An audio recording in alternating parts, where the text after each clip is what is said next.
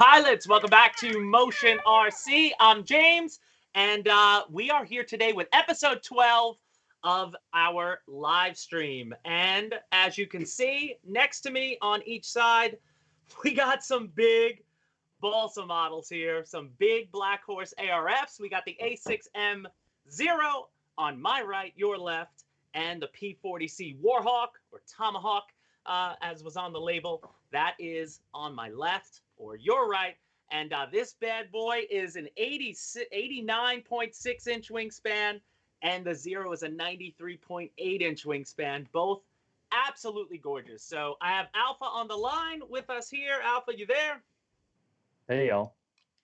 There we go. Alpha's here, and I'm checking you guys out. Hope you guys are enjoying, doing the best you can, enjoying maybe being at home with your quarantine, and that's why we are happy to, maybe this is the timing of our live show is actually perfect the way it lined up. Spend some time with us, get your mind off of other things. So again, I've already unboxed these fully during the week. You might have seen I updated Hobby Squawk posts, have all the pictures, and that's what we're going to do today. So I have filmed each piece as it came out of the box in order. So we're going to go through each one.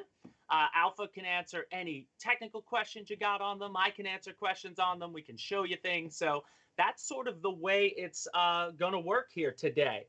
So actually, one of the first questions, Alpha, was Europe customers always asking about Black Horse models. Is there anything you could tell us about that? Yeah, I can tell you that for anyone who'd like to see us carry Black Horse in Europe, of course, we would like to. We currently do not have access to the European market with Black Horse. There are excellent providers of Black Horse products today in Europe, and so all I can say is you'd have to reach out to them. If you'd like us to sell it, we can encourage you to jump on Hobby Squawk. Guys, let us know exactly which ones you want to see and why, and perhaps that's something that we could work out with other partners and resellers in the region. But for the current time being, unfortunately, it's not something that we can represent ourselves.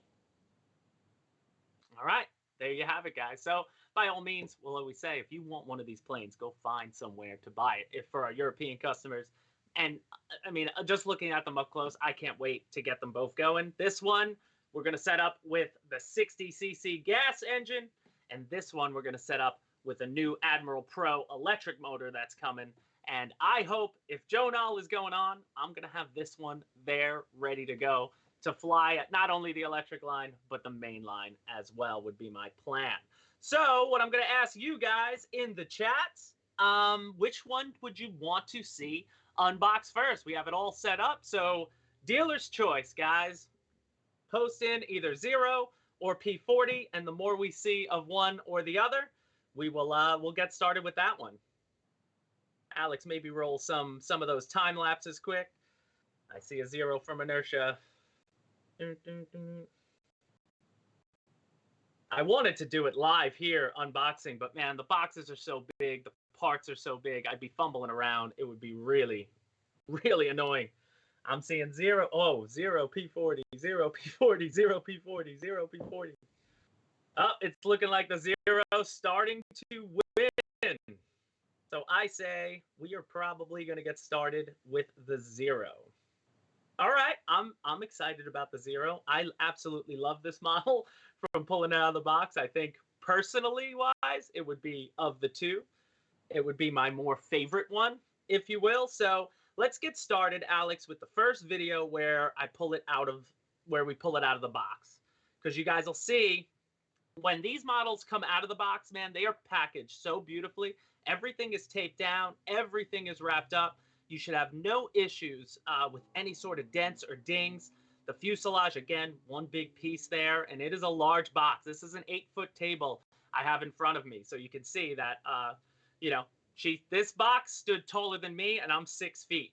But everything is taped down in there nicely. So the first thing you're gonna pull out very easily is the fuselage. And again, wrapped in plastic, wrapped in bubble wrap, and you just unwind it off, and you could see this was the first thing I saw when I pulled out, and it is just absolutely gorgeous. The detailing, the covering on there, Alpha, I believe is it Aura cover or is it something different? Because the print on it, it's got the printed weathering and riveting detail is just stunning when you see it up close, and I hope the camera can do it justice here for you guys. Alpha, you there? I am here. Got a bit of Oh, a connection issue, but okay. I'm here. Did you hear what I said? What is the covering? Is it Aura cover? It's not Aura cover. This is a It's not Aura proprietary cover. Yeah, Okay.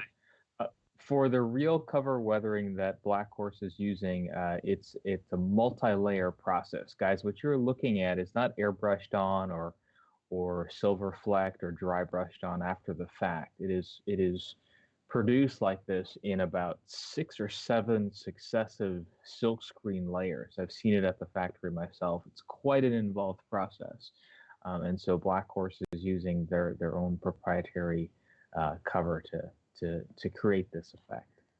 Yeah, it's absolutely stunning, and I see some people in there. Yes, guys, the weathering. This is stock. I didn't touch these.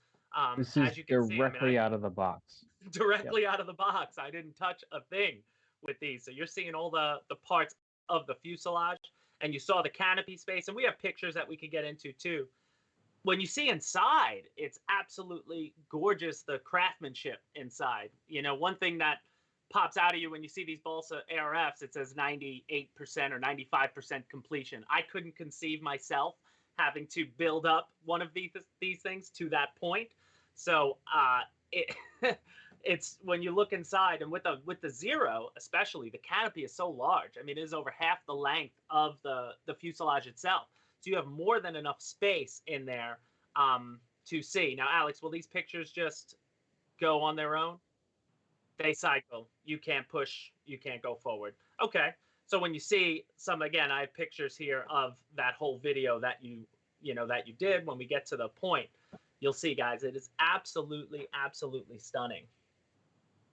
The build, the build quality is truly phenomenal. So when you get it, oh no, go to the fuselage pics, because now these are just cycling through the boxes. We don't want to see the box. There should be a bunch of pics of the fuselage in there. And guys, again, bear with us. We are working remotely. So Alex is producing the show, not in studio. But there we go. So I made sure to take a ton of pictures. And again, guys, all of these pictures are posted to Hobby Squawk. So you can go through each one individually. We want to give people, the best idea of exactly what you're getting out of the box here. Yeah, Vic, the box was a bit banged up, but that was probably more my doing than anything. But didn't affect anything inside, thank goodness, because it is wrapped up absolutely stunning. But you can really just, again, check out the covering is unbelievable. Having done the Fairchild now and the PC9, which were, I guess you'd say, older Black Horse models compared, it's just the difference on it is unbelievable. I mean, this is a model that you won't have to touch. Even a weathering guy, you could just add to it and make it even better than it already is. But also, one thing I want to show you, the cockpit detail here is absolutely awesome. I was really pumped about seeing inside. All the gauges, everything looks nice. The detail work that they actually put in there is nice. Scott's RC World, the weight on this plane, when you're all in, on our website says about 24 pounds. So I would say anywhere from 22 to 26 pounds, depending on if you're going gas, electric, and what else you're going to put inside of it. Because again, both of these are set up for gas or electric. Christopher Jordan, if you go electric, how would an MRC sound in that? A Mr. RC sound in that? Well, wood reverberates. That's why they make pianos out of wood and instruments out of wood. So I would think a Mr. Sound system, right, Alpha, would probably sound better in a balsa model than in a foamy. It would, especially with these, which are fully sheeted, as you can see, guys. You're looking at some of the internal photos. It's going to take that entire surface and create a resonator. So you're likely going to need, given the size of the aircraft, you're going to need probably 4 speakers or transducers in your given sort of sound setup to really get a lot of volume out there. But an insulation in a model like this is going to be very easy. You can fit a cat in this thing. It's fairly large. Yeah, I'd say We don't recommend that. It's 5.5 scale, so it's a significant bird. And zeros were made out of wood in general, right? Mostly, so it's almost fully scale, if you will. Yeah, it's almost full scale. The fuel tank's not up under the coaming, but get that first. Yeah, that would sound awesome. So I say let's move on from the fuselage. The next thing you're going to get out of the box now are going to be all in boxes. So in this one, I believe there are 6 boxes. There were 7 with the P-40, so you could see there are 6 boxes inside. And the largest box, as you see on the table, that's going to house all your wings. You get your wing spar and a couple of big control rods. They are taped to the side of the box, so I was just showing you those quick. Not much to see there. But now we'll get into what's in each box itself. So I say, let's see what was in box 1, Alex. So the first box I grabbed here was the largest of, I guess, the smaller boxes, and that's going to be your cowl. So that's what's sitting here. The only thing inside are that cowl and the dummy. And I forgot I did that. And the dummy radial, which I same thing that was in the Fairchild. So you're going to be cutting that out to fit your motor in. But now that we got the airbrushes and stuff and the detailing, you can easily detail that up, make it look awesome. But the cowl itself is fiberglass and molded flawlessly. I mean, it's absolutely flawless, and it's gigantic. if my hand can show you, and she'll just fit on there perfectly on the front. Once I did that, it gives you an even more impression, because now you take that long fuselage already and you extend it, and you can really gauge that size. And I see Shane saying Darth Vader helmet. No, it's more like Lord Helmet from Spaceballs is what I would think it is, more than Darth Vader, the gigantic oversized helmet.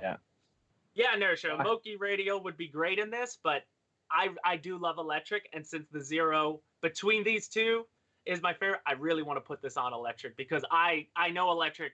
I've never flown a gasser, so if I do fly a gasser, the first one I'm going to fly is this P-40, but I'm going to need some help from my buddies at the club who are going to get that engine on here. I'll build it up to the point of adding the motor, and then let them finish it off and let somebody maiden it. I've never flown gas before, but I'm excited. I'm excited for 2020 to be the first year that I get into it.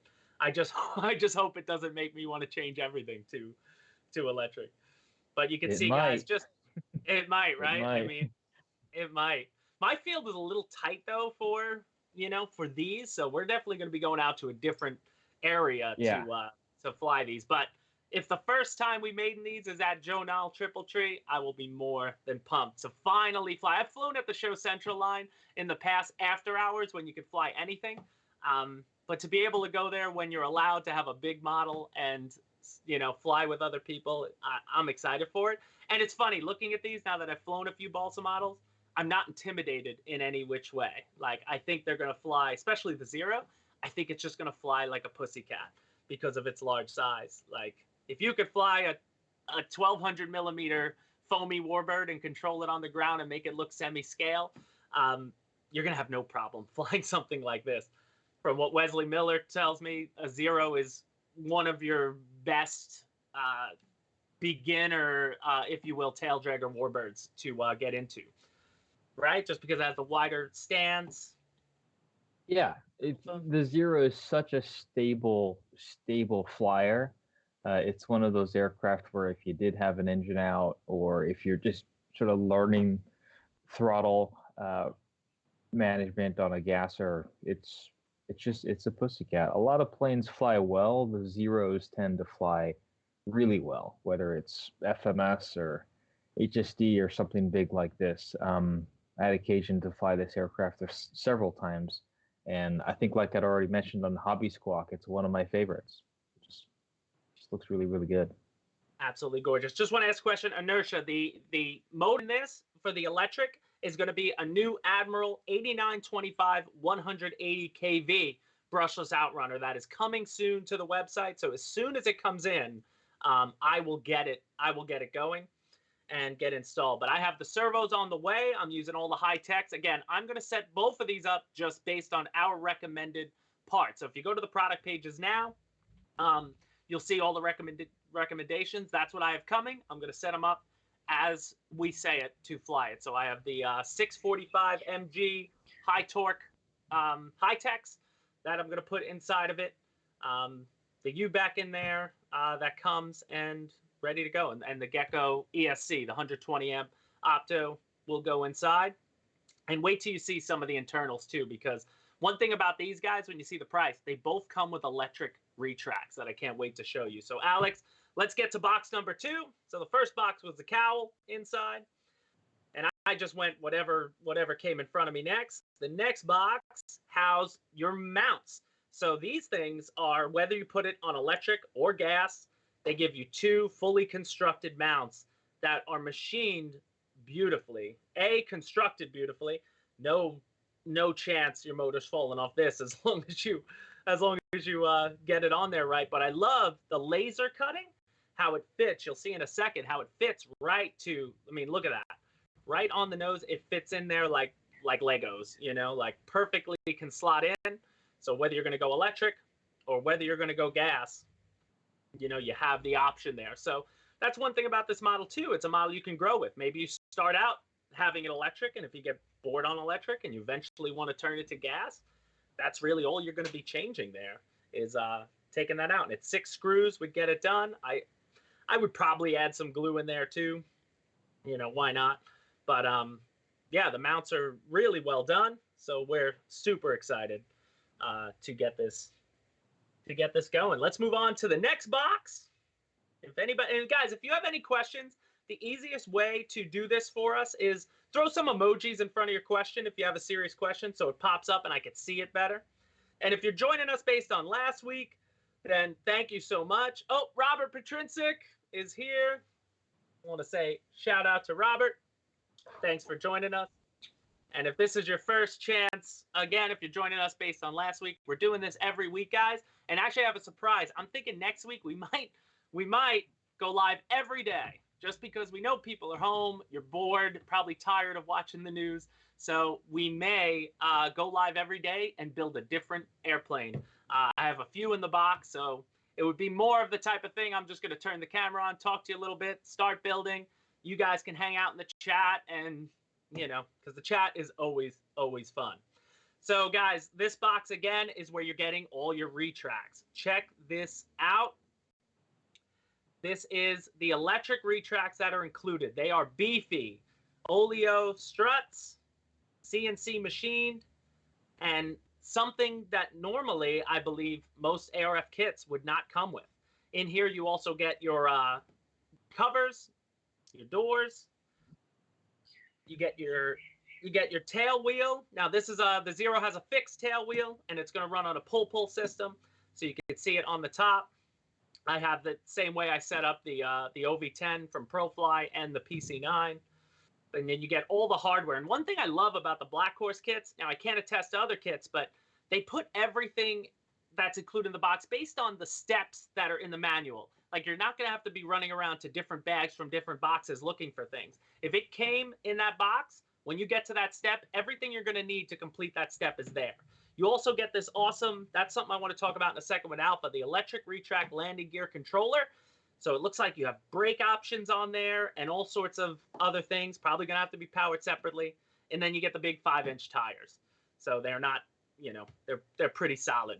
But that's everything that came in the box. This is box 2, right, Alex? Out of there. So now, yeah, that was the landing gear. So that's everything that came in that box, guys. And unbelievable to see. So Alpha, talk me through that electric, because that's the one thing that when I get to that point, I'm probably going to be calling you to help me out. But what can that landing gear controller fully affect? Yeah, great question. So we're going to, guys, again, this is just your initial boxing, so the live video. We're going to have a couple of secondary videos to support these large-scale aircraft from Black Horse. One of them being this controller. So it's a new controller. Black Horse is bundling these aircraft, as you see, with all metal, electric-driven retracts, suspension struts, die-cast, and CNC parts. I mean, everything's there. These are really, really excellent, especially considering they're baked into the cost of the model. That controller, suffice to say, we're going to make a separate video that dives into it in depth. But you have they are independently powered. That's going to give you a very quick and convenient way to actuate your undercarriage. It gives you a bit of future proofing, talking about brake options and other things that tell you a little bit about where we're going with Black Horse. But we don't want to get too deep in that just yet. But you can see those retracts in this aircraft and in the P-40 as well, and the Corsair that has already sold out. The tail retract mechanisms are full scale, sort of articulating suspension and also retracting the same geometry as the real ones did. So pretty exciting for super scale guys, and while still keeping the aircraft functional, easy to maintain. You're not needing to plumb the aircraft anymore with air hoses or an air system. And Black Horse thought it was the right way to move into, and I agree. Yeah, check it out, guys. I'm holding one of the retracts from the Zero here, and it's beefy. It's really like, I'm just impressed looking at it, and again, the beauty that you're not going to have to run to find other options. The fact that it's included, and I don't see why, if you bought the kit, you wouldn't use these. And again, the suspension nice and tough. Like, you can tell right off the bat, they're easily going to hold the weight of this bird, and I was just really impressed with seeing that, and again, just cuts out a step. So moving on to the next box, that was the second box, or that was the second box. No, third box, because we had the cowl, we had the mounts, then we had your gear. So next box, Alex, roll it. So again, you see all the parts laid out as I sort of went through. This took a good 2 or 3 hours to get unboxed and filmed and pictures and everything. But in here, you're getting a lot of accessories. So you got your spinner, you've got some cowl accessories, you got your fuel tank, and a majority of the hardware is in here that you're going to use to mount your motor. You got your standoffs. Again, all nicely, nice pieces. I didn't take everything out of the bag because that would be a pain in the butt. But you get 2 different firewall mounts. So I assume those go on to the other mounts, right, Alpha? You're mounting your motor to that first before you mount it up. Then you get your CG machine, which I love. This came with the Fairchild. So it's just a string system that wraps around the spar when you separate the wings, and you'll hold this bird upside down, and then you can just pick it up, and it's going to get your CG. Perfect, which I love. You got your fuel tank. Now, these are some other mounts, I believe, for a gas engine that were in here. I wasn't quite sure. I didn't use those on any of my other builds. And then you got your big hardware bag. That has all your control rods, your linkages, your horns, things like that. So when you get to that point, and all ball links on here. And I love these. Once I saw the finish, I looked. Those go on the outer parts of your cowl to give you those exhausts. And they're all nice plastic bits. And they're going to look great with a little bit of airbrushing and weathering. Why not? I'll probably make Wesley Miller drive back just to further detail my Zero out, or he does it live at Joe Nall. But that was the heaviest box in there, and that, again, the most important one for all the hardware bits, but all nice pieces and nothing, again, all wrapped nicely. And each baggie itself, again, will include everything needed for the step associated in the manual, which I love. So as I start building the Zero, which I'm going to get started next week, I'm going to be constantly updating the thread. Like, if you go there now on Hobby Squawk, you will see each box has its own post, and all these pictures you're seeing now are there, so you guys can get a better impression of it. And I hope that just helps you guys out. But yeah, George Baker, welcome, sir. So yeah, it's an absolute hit. And George, I will 100% not be flying this under the power lines at your house anytime soon. So you can bet your bottom dollar on that. But yeah, I really love this, Alpha. Anything you want to say about these parts in here, or pretty straightforward stuff? Yeah, George commented on the complete list level, and you're right on, George. I just dropped into the chat the Hobby Squawk thread James is talking about. So for those following along and want to go there in future, just sort of seeing up close what this model looks like. You can see photos of, there's 50 photos in there now, but George mentioned the completeness of the kit, and that really is something we're trying to drive at Black Horse, dotting our I's and crossing the T's with measuring the length of certain pieces of hardware. As you can see, everything's included. And so we want to make sure that you've got options, whether you're installing that Saito S60 or you are going electric, having standoffs, having a different selection of hardware. All of those types of things are things we're trying to think of as a customer, because again, we're customers ourselves, we're pilots ourselves. But what I really wanted to say is, in Hobby Squawk, as you see James expanding the thread on the Zero, on the P-40, on the Corsair one day, engage us there, because I'm at the factory. I can hand deliver feedback from customers, preferences, any of those types of things. So there's we try to listen as much as we can. So please let us know there what you guys think about these things. As you can see, I'm very happy with them. The CG machine, we can call it the CG setup that's included, is intended to give guys almost everything to really quickly get the aircraft in the air. That CG machine, which we'll provide better details of in a future video, basically you pop the wings off just a little bit, where you have an inch or so of clearance on either side of the fuselage and the wing root, and you wrap the string around or wrap the hook around it and pick it up. So everything is already pre-configured to CG the model easily, which is something that isn't typically included, or sort of an afterthought you need to think of, not just building a large aircraft, but how are you going to CG this thing? This isn't something you're going to balance on your fingertips like you would a 90 millimeter jet. So, but you see, these are just the things we're trying to think of and help everyone get into the air as problem free and hassle free as possible. Yeah, it was awesome to do that with the Fairchild, and Beauty. Once we set up, it was just perfect at that time. Like, it just balanced when you picked it up. Now, picking this thing up upside down, you're probably still going to want a friend, because you don't want to hit your tail, but you're going to balance this. I saw in the pictures, the Warbirds are going to do it upside down. I would believe it'll give you a lot easier access that way to do it. Now, one question I saw: how many servos come up in these guys? You're going to want, I believe, 7 servos if you're going electric, 8 if you're going gas, because you just need the extra servo for the throttle. So if you're running gas, or it's 6 and 7, depending. But I believe it's 7 I'm going to use for the Zero, and then 8 is going to be in the P-40C. And then Timmy, they're 1 in 5, 5.5 scale. So they are large and in charge. So that was the 4th box. Let's get on to the 5th box. And guys, we have no time. These are big birds. Couple of gasser guys coming in, asking about the Saito. Yeah, I mean, if you got I would think any 60cc motor, it's going to get it done. But here's the parts that come in the last. I believe this is the last of the smallest boxes with this kit, and you're getting all your scale little accessory bits. So you got your pilot. They even give you a control stick, which I thought was awesome to put him in there. I'm probably going to weather up the pilot, but I'm going to use the guy that comes with it, because I like to set them up stock.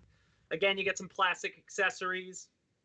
And then you'll see on the Zero, they do have little notches in the wings for the nav lights. So they give you faux nav lights that you'll cut this in half, place them on, and then the windows you also cut in half to place on. So if you want to go, I assume if I want to put real LEDs, I'll just cut out and use the plastic part as sort of a shelf for my real LEDs if I want to do it. Yeah, Black Horse doesn't add LEDs, but this is one of those things, guys. LEDs are one of those things where if you'd like us to include these either as an upgrade set that we sell separately, or to bake them into the box in future models, let us know. We know that as the scale increases, you move into the builder realm, people tend to have their own preferences for lighting. They don't necessarily want that stuff pre-installed. So we're trying to design them so that they're easy to install sort of yourself and retrofit. But let us know on Hobby Squawk in James's thread if this is something, if that's a feature you'd like to see in these models. We do it at Freewing, obviously. So it wouldn't be difficult to do it with Black Horse. But let us know if you think it'd be worth the effort. Yeah. And again, so all your accessories, that was the lightest box in there. What is that little green piece, though? I wasn't sure where that's going to go. Do you know off the top of your head? That's the mast for behind the pilot's head. It's his headrest. Okay. Okay. So that's going to go in my cockpit. Thank goodness you told me that, because I haven't had a chance to go fully through the instruction manual. But knowing me, I'd epoxy the canopy on and then be screwed later, I guess, if you will.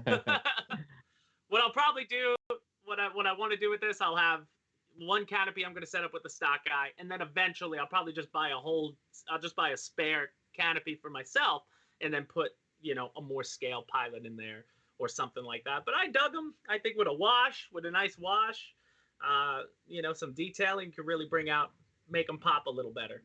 But overall, I think Dave Marshall, I have no room. That's why I wasn't about to try to.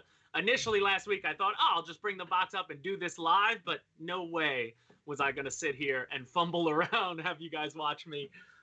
So I prepped it early.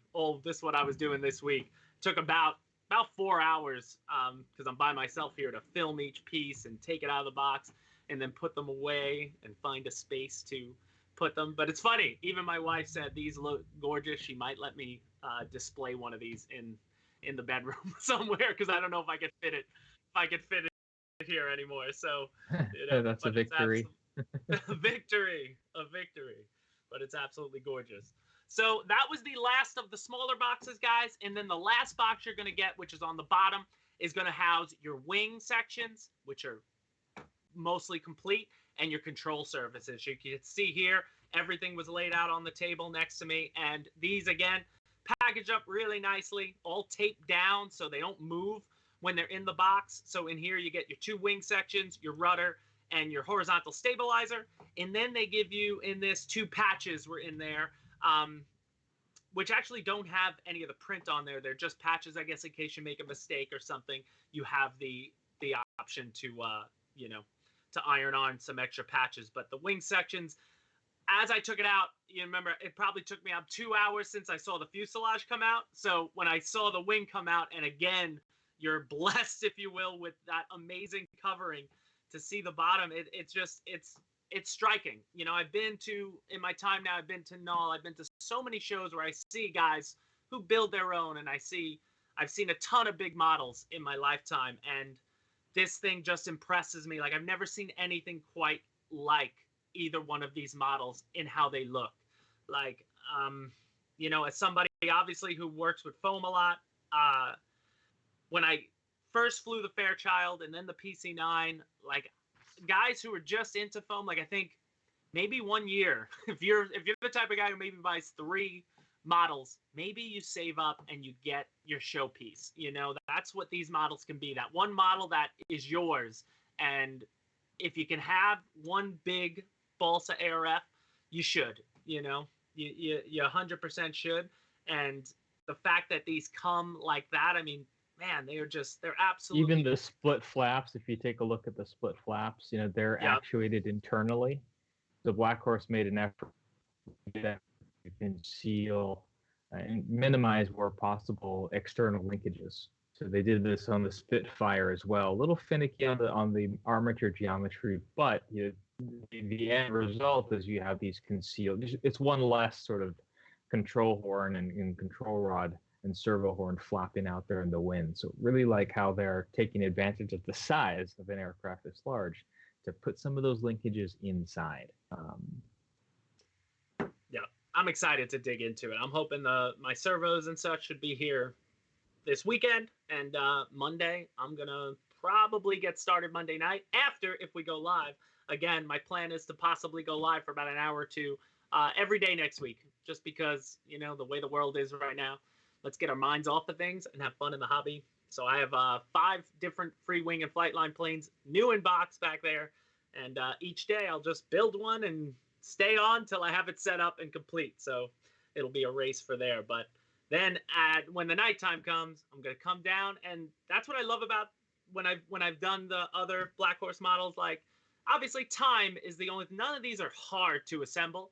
It's just time, that's all you're That's all you need. It's just take your time, do one wing a night maybe, or the wings one night, get into the fuselage, then you get in there, and like it all just, and the feeling of, makes me hopefully in 10 years maybe, I definitely feel like I'm going to have to actually build one from a kit with ribbing and do it myself just to say I've done it. But being able to have something like this, like I'm already dreaming of the maiden day. Like I could see it in my head, just taking it off, and I can't wait to get there. But I want to take my time to get there and enjoy it.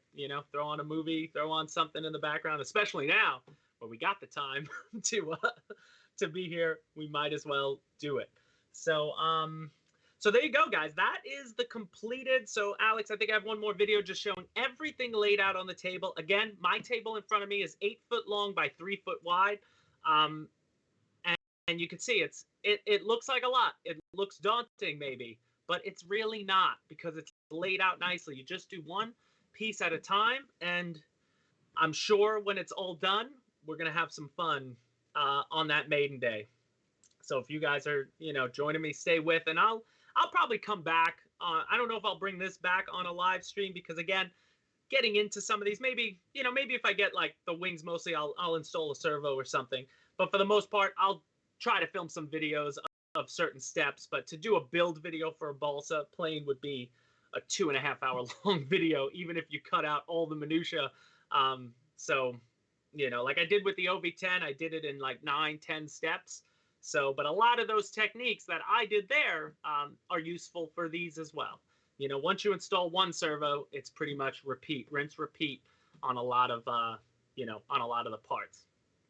So I'm excited. Yeah, EQ, listening to a World War II documentary while building something. It's funny, I just went back, I've been saying this, Netflix, I rewatched the World War II in color. They did a new one in 2019, which was shorter and not as detailed as the one they did in 2009, but I just rewatched them both. And yeah, I'm probably going to put them back on again. It's absolutely awesome. And if you could recommend any other ones, let me know. I'll happily do that. Oh, Pearl Harbor is the movie for these planes. Yeah, right, George? 3 months of work already done before you open the box. Exactly. Like the hardest part is, it's funny, like you see all those parts laid out, but the hardest part is already done, which is awesome. So guys, that'll do it for the Zero, and we're at 12:37. Perfect. So that is the entirety of what you're getting out of the box with the Zero kit. Again, the electric retracts stand out, and we could do some close-ups later, but I say let's dive in to the P-40C Warhawk, another gorgeous looking model in the RAF scheme. Alpha, can you tell me a little bit maybe about this scheme? Where was this one serving? Was this Africa? So the P-40 is an RAF scheme. There was a lot of questions back and forth at the factory as far as scheme choices. We've got other P-40s in the hopper. We know, everyone sort of knows the titular flying type. Oh, did we lose him? Oh, did you lose me? No, he's back. You're back. We really wanted to provide something that was unique and that was a real livery, but at the same time wasn't something people had seen before. So if you'd like to repaint it, hey, knock yourself out. But for a model like this, we wanted to go for the unique side. Also, keep in mind, guys, Black Horse is really driving a lot of development of these aircraft. The kudos really goes to them for being responsive to us where we can, or where we have strong preferences of how things should be. They've been very responsive, and that we hope that partnership continues as we pass along. This isn't rocket science. We're just passing along feedback from customers, trying to, with each release, get a bit more scale, a bit more easy to put together, a bit more easy to support with spare parts. Creature comforts such as electric compatibility. These electric retracts are a great example of that. And updating schemes, updating sort of the fit and finish. We're not there yet. These aren't by any means sort of perfect. Nothing ever is. But we are trying to make some strides to make where they were 15 years ago sort of come into the modern era. And I think they're doing a lot. Even as you see here with these, just looking at these photos, guys. I mean, these are significantly improved compared to where a lot of Black Horses were even a few years ago. I think Alex, if these were, I don't know, the fuselage picks with the box picks. I'm not sure if you could find it. Well, that's how. Well, that's an up close. Yeah, this is just how the box was. But here we go. We'll get to the next step. This is when, so in this box, you get one extra box than you did from the Zero. I'm sorry. So I believe it's 7 total boxes. Count them on the table. Yes, it was 7 total boxes come out of the box. And again, you get your wing spar, 3 big control rods, a smaller, I think it's a throttle rod, maybe in a tube. They're taped to the side of the box. So that's what's laid out in front here. And again, not much to see, but both of those rods are threaded on both sides. And then we'll dive into the boxes. So let's do it. Box number 1 for the P-40C, and I'm forgetting off my head. I think I did the cowl last on this one. So let's see. I got to watch myself because I did this. I think this was Tuesday when I did this. And this was actually the first one I did. I did the P-40 before I did the Zero, and here we go. We got the mounts again. So same as you just saw with the Zero, you're getting a gas mount and an electric mount. So the recommended spec for the P-40C, if you're going electric, is the same one that I'm going to end up putting on the Zero. And if you're doing the other mount, you know, you're going to 60cc motors where you're going to go. And we're getting an NGH one alpha. Is that what would be coming from us? Yeah, we'll have an NGH equivalent and a couple other things. You know, George is talking about laser cut pieces. I did want to speak to that. So if you're like me, I think a lot of listeners likely are, we've come from the balsa world when things arrived and it was a pile of sticks and dope. To see where ARFs across the board from any manufacturer have risen to these days, like laser cutting is now the standard, which got away from die cutting or you cutting them yourself. So Black Horse planes all of their own wood. They've got a really good wood operation to cure, assess, grade, and then and form that wood as needed. Laser cutting figures prominently into Black Horse's construction technique, as you see, because they need to ensure that these things can all fit together. And so that allows them consistent construction. There are a couple of secrets that they use to really ensure that plane after plane after plane, they're the same. So people have noticed that even for a model this size, you can buy a spare wing. You know, we really sat down with them and said, we'd really like you to make it such that a spare wing, someone can buy a spare wing 5 years after they bought this Zero or this P-40 or this Corsair and be able to bolt it into that 5-year-old fuselage. So consistency in production when you're talking about a living material that wood is an unseen but significant improvement, I think, in the manufacturing process. And to Sean, full absolutely, as people saw with our free wing factory walkthrough, or sort of our tip of the iceberg tour we did there last month. You know, if you'd like to see a tour of the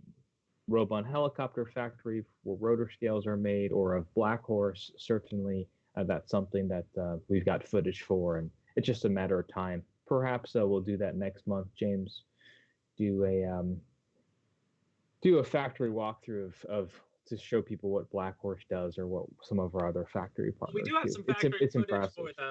We still have factory footage for the tanks. Maybe, I mean, heck, maybe next week. We don't know. You know. Yeah, between tanks and boats. I mean, guys, you just got to keep watching these Friday episodes. We're going to do them every Friday, and let us know what episodes you like to see. If that's one, then. EQ, news on Joe Nall at the moment is that they're going to announce on April 2nd. So next Thursday, they're going to make an announcement. But I saw somebody post that said they spoke to someone there, and it's looking like it's not going to be canceled. It might get pushed back a month, maybe 2. But I'm not sure yet. I hope it's just a go for the regular time. But we'll know more. Hopefully next Thursday, they will clue us in on Joe Nall. So that's where we are with that. Next box. So you saw the mounts. That was all the mounts. Let's go into the next box, Alex. It's the hardware. Yep. Oh, spinner, the fuel tank, the CG machine's probably in here, just like you're getting with the kit on the, yep. All your hardware, guys. So your standoffs, all different size screws for both gas and electric. You've got all your clevises and horns are going to be in this box. Different firewalling mounting options depending on the motor. So they really put a lot. Like, you eventually, even when you have this built, there's going to be a lot of stuff that you could just keep, use for other projects. Because I know if you're like me, you got boxes full of things that just extras. You never throw anything away. But you got your spinner, you got your fuel tank. And what size are these fuel tanks, Alpha? I actually don't know off the top of my head. I don't have the CDC off the top of my head. I mean, I flew them for about 8 or 9 minutes. Could have flown longer. On gas. It depends on consumption. Yeah, on gas. Yeah. Wonder what do you think the electric motor is going to get me on 10S? On 10S, I flew for about 7 or 8 minutes. Nice. Again, depending on throttle management. So. And I bet you could probably toss some Whomper size packs in this thing. Yeah, that's the thing really, with these is they'll CG on gargantuan batteries. We just used what we had, more sensibly sized, a couple of 5,000s. But yeah, like your Fairchild, you can keep it up quite a while with throttle management. Yep. Sweet. So there you go, guys. That's all the hardware coming out of the P-40C. Again, all packaged nicely, all neat in its own separate baggies, and nice ball links. I mean, everything looks really, really, really well done. And I'm gonna have to use that too with those hinges. So I like that it's a nylon hinges, but you put Vaseline on the middle of the hinge, so when you go to glue it in, you don't exactly glue your hinge together. So yep.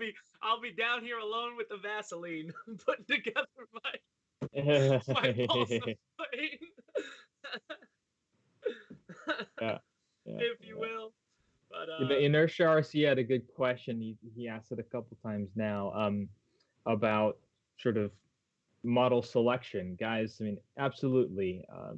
Black Horse produces a wide range of models, US, on the Allied side, into Axis. They even have a lot of modern aircraft as well.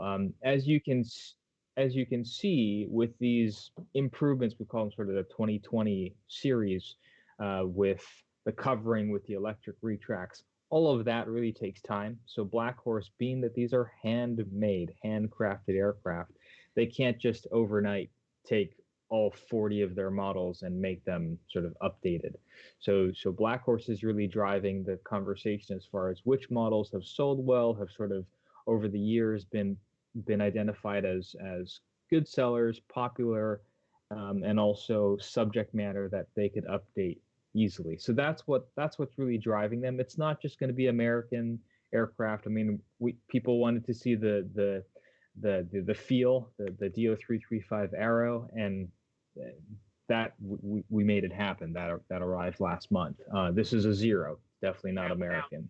So yeah, we absolutely between the Spitfire and the Corsair and the P-40 and the Zero and the DO335, only 3 of those 5 are stateside birds. So we are making an active effort. Of course, yeah, you're right. So the big FW 190 or 105-inch wingspan. You've got sort of half of those large warbird releases over the past few months have been non-American. So, and that trend's going to continue with the Wilga, with the Jungmen, with other sort of aircraft we're looking at, either revised or all new. So we're going to keep up that trend of not just stateside. Cool. Moving on to the next box, which I believe is going to be box number 4. Looking at the parts. Oh, did we see the pilot figure? Oh yeah, the tail wheel assembly, guys. This thing is awesome. I'm going to pull it out of the box in front of me too to show you. So again, electric retractable tail wheel with the P-40C. And when I pulled this thing out, I was stunned. I was just stunned looking at it. It's absolutely gorgeous that it's all there. It looks kind of intimidating, but again, going to run on a pull-pull system. So you can see that linkage, and they give you all the hardware again in the tail wheel box. So everything you're going to need to get that in there is there, right for you in this box. So when it's time to assemble your tail, you don't have to go looking anywhere else for anything. It's all there in the box. So I have it out here, guys. And again, look how, if you could see, It's just a nicely constructed. Actually, if I grab a servo tester, I haven't even tested it yet, but I didn't want to do that yet. Maybe I'll do it later. But it's absolutely gorgeous, guys. Yeah, Alpha. it moves nice and slow. It's sort of articulated like the real thing. So there's a lot in there in as far as it's not a 90-degree pivot. It's not a 90-degree pivot, having a bit of connectivity issues, but how it actuates, you'll see, James. And guys, we'll have follow-up videos for you here. But it isn't an afterthought. That's what I'll say. You know, when you're talking about a model of this size, you can really begin to play with articulating mechanisms without individual components getting too small or weak. So not only does it articulate like a real tail wheel and extend out as it should, but it also still has a suspension strut you see on there. So it still actually has usable, practical advantage for RC model pilots. Pretty neat stuff. I can't wait to see it go, and I show you if we have the later. I'll show you the pictures, but you know the fuselage, that compartment is open down there for you, and it has in one of the later boxes you'll see they have the doors as well, the retractable doors that are going to pop right on. So covers up that hole nicely. So I say, oh, there you go. Let them see there's more up close pictures again, real quick. That entire assembly, guys, just you bolt it in, you plug in the servo, you plug in the motor actuator to the retract board, and you're done. I mean, it's pretty impressive. If I plug this in right now to a servo tester with the 2S battery, is it going to work? Nope. You want to plug it into the driver. Yeah. You got to plug it into the driver. Okay, so I can't do that live right now. Apologize, guys, but more content coming. So I say get into the next box, which is our main gears. So the main gear on these, a little different than the Zero. They didn't have the, I guess, only what you see, but again, electric retracts and all the parts that you're going to need for your main gear. So there's that same electric retract controller that we spoke about with the Zero. Yep. Which hitting it up. So there it is. Now I'm just, narrating my video here. I was editing all these little videos that you're seeing yesterday. That's how I was spending my day. But nice tires. And again, those go around the wings, I assume. Or they cover up the gear. I wasn't quite sure. You got all your hardware, again, that you're going to need. And then there's the landing gear, guys. So this is the main gear, again, electric struts. Real nice, nicely machined, solid. Yep. And for something that's coming out of the box, these are, again, CNC finished, all metal retracts. You can drop in Robarts if you'd like. Certainly, guys, we're going to want to drop in several $100s of undercarriage, and that's the model will take it. But the mission with Black Horse is really to provide for people who want to put in an electric system and get going quickly. And so far, I haven't had any issues. Inertia, yes, it's my job to fly everything we sell. So, Alpha, have you flown everything? Yes, that's the job. Yeah, that's we don't fly. We don't sell anything we haven't flown, guys. I hope that we make that clear. We love to talk about it without getting braggy, but it is one of the things that we do really well. I'm in Vietnam. I'm at the factory where these are made. I'm in China where other aircraft are made. We have people in an operation now which is multinational and global, sourcing parts from all over the place. And whether it's a Benchcraft airbrush, it's the airbrush that I use. If it's our solder equipment, it's the solder equipment that I use and that our team has tested. If it's Black Horse or Freewing or anything like that, we make a point to put our hands on it. Not just how things fly, but how they're put together, how they're priced, how they're developed for and engineered for the creature comforts, upgradability, convenience. I'm just the mouthpiece. So you got to go to Hobby Squawk and let us know what you want to see, because you've got a guy at the factory who can communicate that direct to the people. Yep.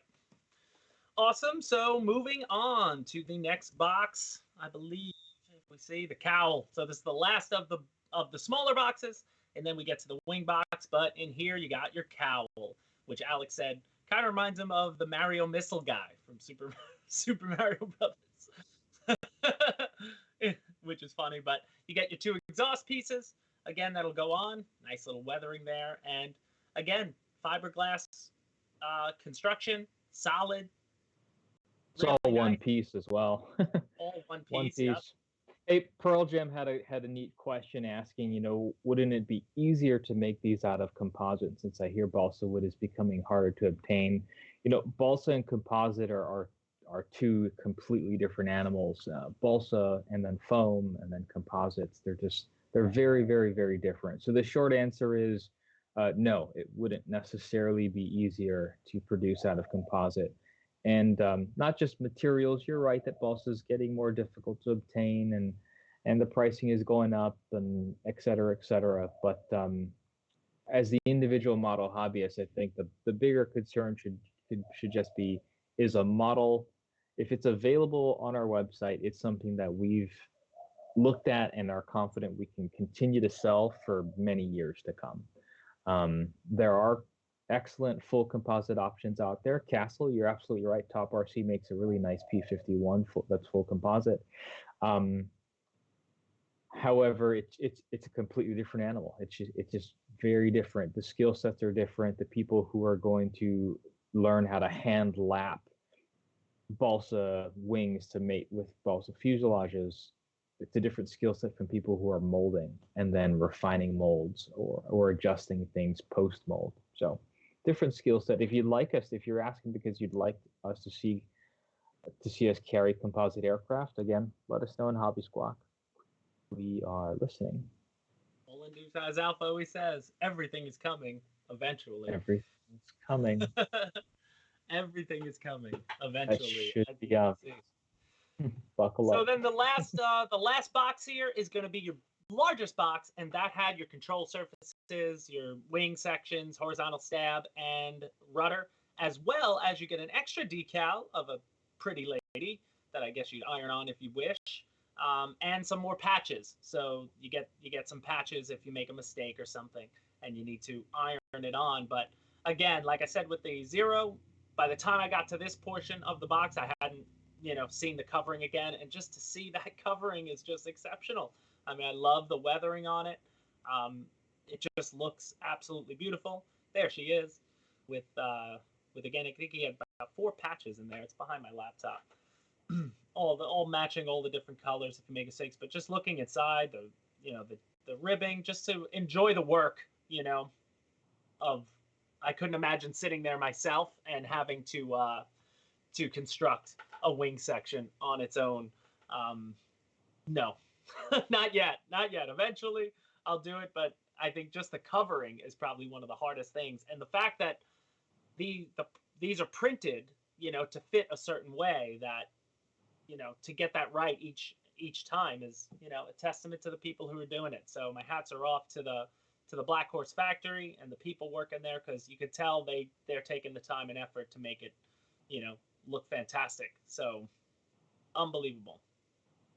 Yeah, unbelievable. So Two Stroke just chimed in that a Saito 90, can't believe we're talking about it, but a Saito 90 will fit in this Big Bird Zero. So you'll have 19 millimeters of clearance, which is not a lot, but I mean, that's 9.5 millimeters of clearance. It's a third of an inch of clearance on either side of the cowl, but it'll fit.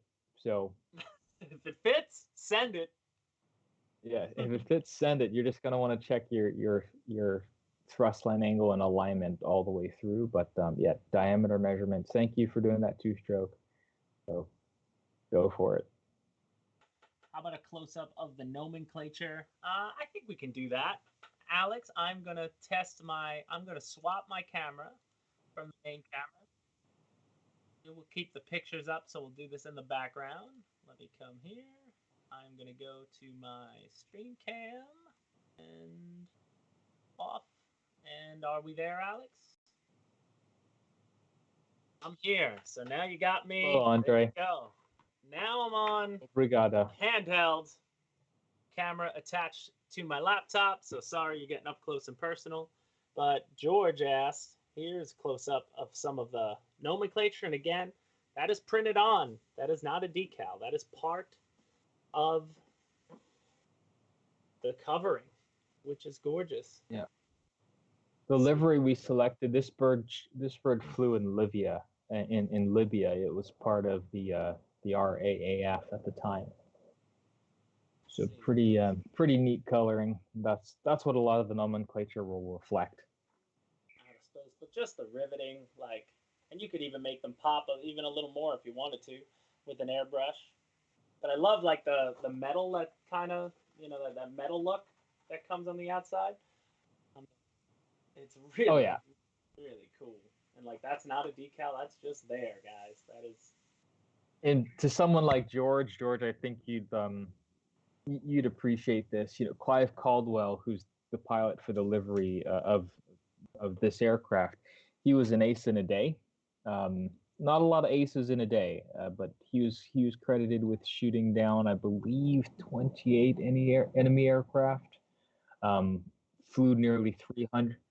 No, ace in a day. Yeah, ace in a day is 5 downs in a day, but across 300 sorties, he downed, I want to say it was 27 or 28 aircraft. So one of Australia's leading aces. So again, one of those opportunities we have with an American aircraft to showcase an Australian aviator in a less talked about North African theater of the war, and everything deserves being remembered. So that's why we did what we did.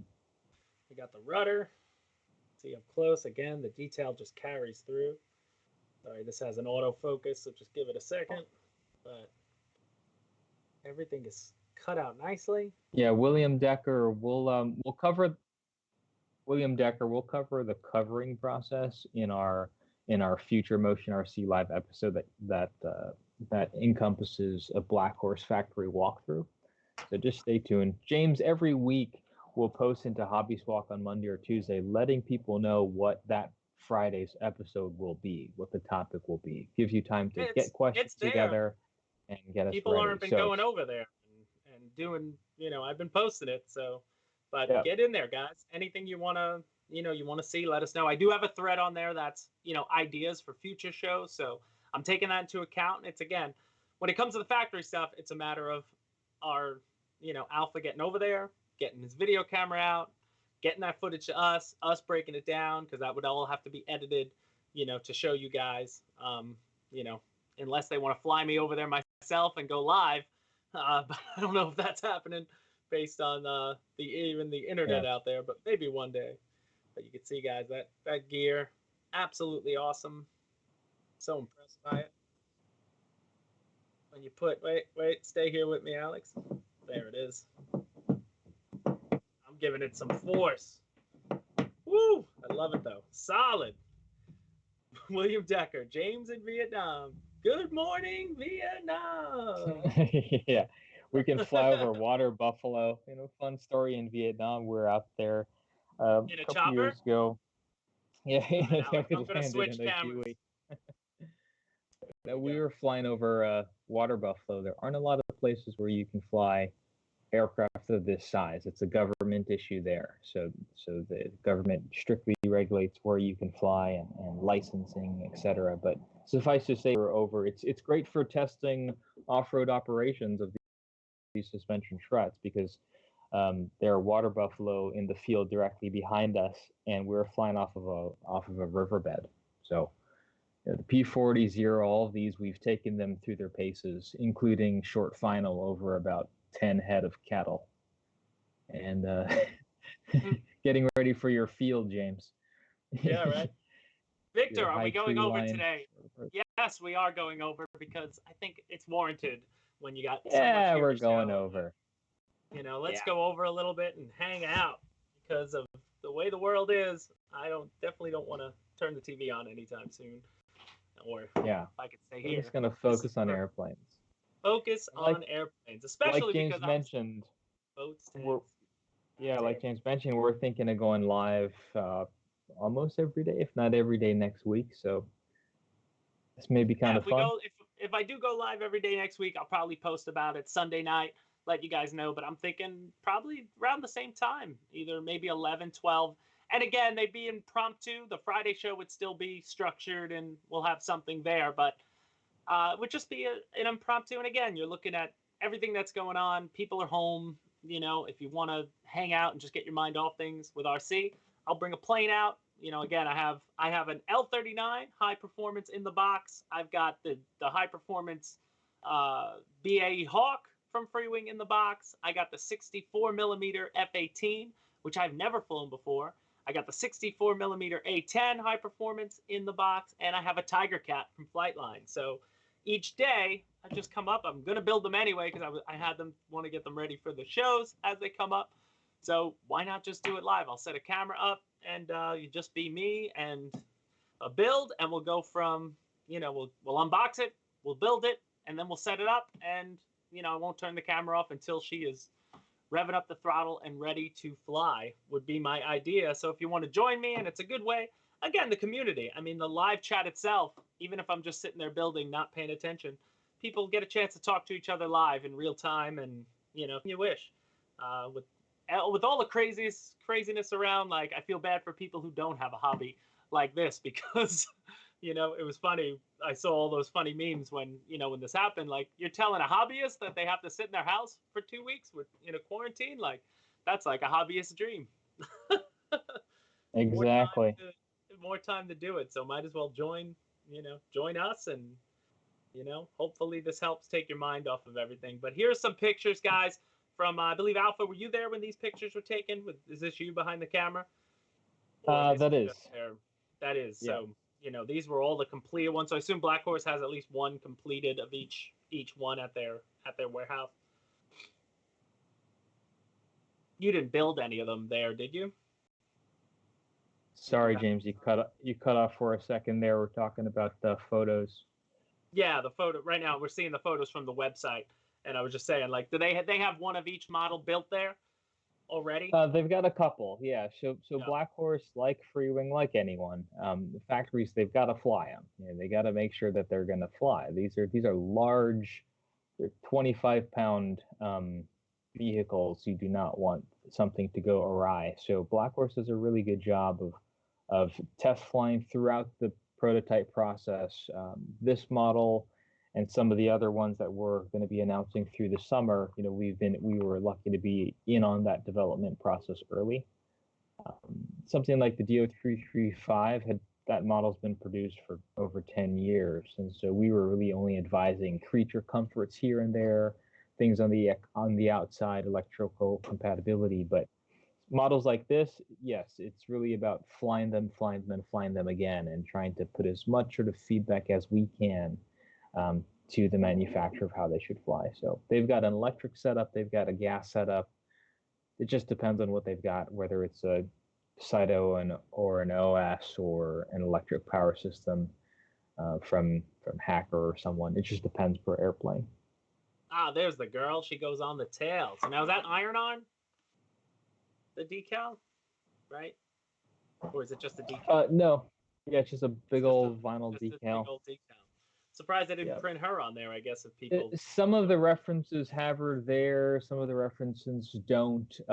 As people can imagine, there aren't a lot of references, certainly not as many references for an aircraft flying with the Royal Australian Air Force in Libya as there are of, say, like a Flying Tiger. So that one's left off as a decal to give people options if they want to put it on or not.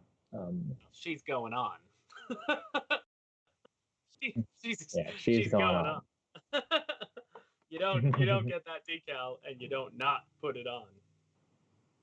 That's awesome. Yeah, exactly. So guys, Chris is right. Keep going. Chris is right. We'll sleep when we're dead. There's too many things to fly. Like William Decker said, too many things to sail, too many things to tank. There's just we're having too much fun. Yeah, We'll man. sleep later. It's awesome. So, guys, while you have us here, and we got some time, any other questions while I have these two models on the table that you want to see?